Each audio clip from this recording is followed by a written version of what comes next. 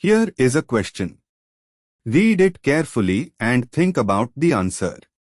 Let us solve it step by step. Let us begin solving this step by step. The polymer shown is a carbon chain backbone where every other carbon, the repeat unit carbon, is quaternary, bearing two co-to-me methoxycarbonyl groups, one on a wedge bond and one on a normal bond.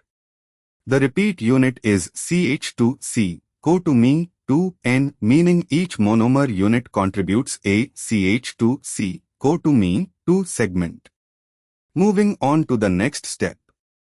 In addition, chain growth, polymerization of a vinyl monomer CH2 is equal to CX2, the double bond opens and each monomer adds to give repeat units CH2, CX2. For the polymer shown with two co-to-me groups on the same carbon, the monomer must be CH2 is equal to C, co-to-me 2I, vinylidene dimethyl malonate, dimethyl methylene malonate. Moving on to the next step.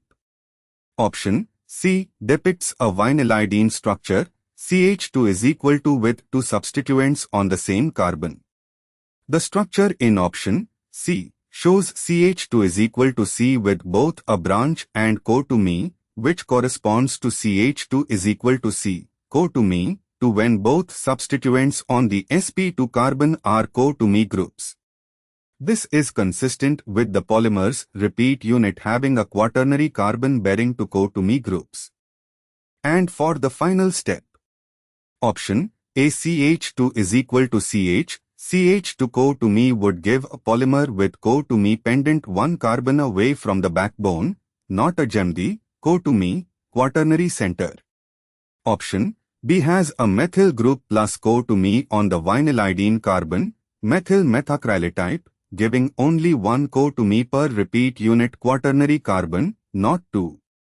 Option D an internal alkene, CH3CH is equal to CHCO2me, methyl crotonate, would give a different backbone connectivity and only one co-to-me group per unit.